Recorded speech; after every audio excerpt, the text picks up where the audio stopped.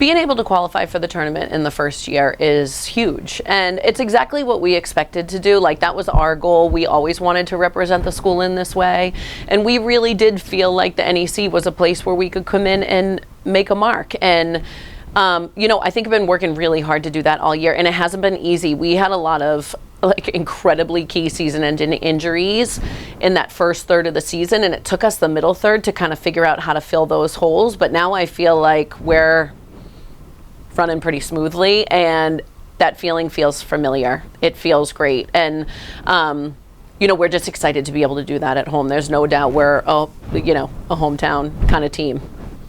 We're always trying to separate ourselves, so like we hold ourselves to a certain standard every day, but we're always trying to be better than even the unbelievable team next to us. I share a suite with Lee J, the women's hockey coach, right? And they had an incredible season. They won their championship, and that just fuels our fire. We're even competitive within our own, you know, in our own house over here. And I think that's a beautiful thing. I think that's kind of the mentality that you want to create on your practice field every day too. But we know that this is not going to be a repeat of last Saturday. Like, the stars aligned for us a little bit last Saturday, and there's no way that St. Francis is going to let us get away with that twice. So we're just really trying to get focused, figure out what adjustments they're going to make, and we want to win again at home. We want to play. We want to ride this wave. No, there's no doubt about it, and I'm sure that goes for every good team, especially once you get into the playoffs. And we were kind of having this conversation with our group today. Like, it's not your first 4 players that win you huge games at this stage in the season. It's numbers 5, 6, and 7, you know.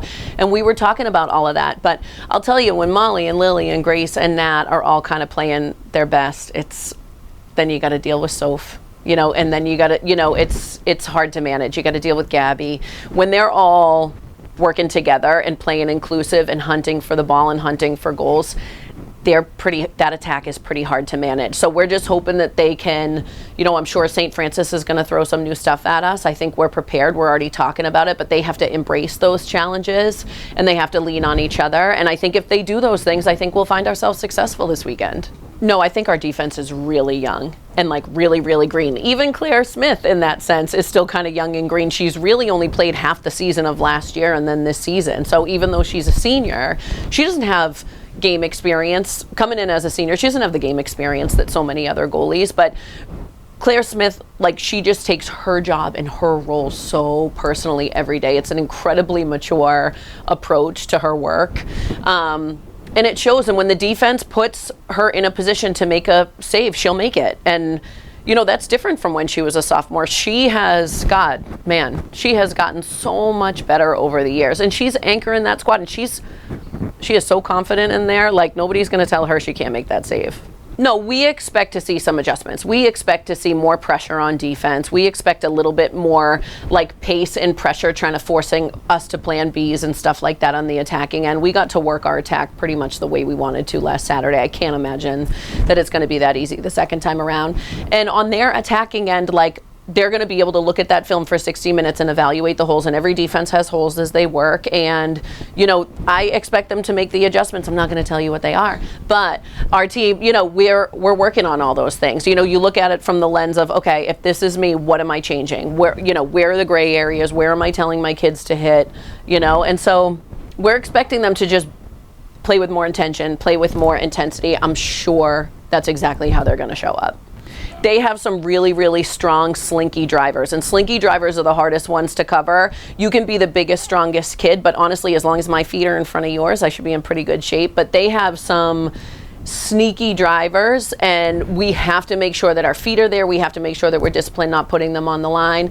They also did a decent job on the draw with us, which is a place that we typically like start incredibly strong and kind of roll with. But their goaltender's really good, and I think we shot very, very well last Saturday, but they have a very strong goalie. So that's something. She's a lefty. That's a little bit different than what we're used to. So we're expecting all that sort of stuff. But we know this from last year. They beat us by 1. You know, like, the score was 10-2 at the first quarter last year. Like, they can put up points. We know that.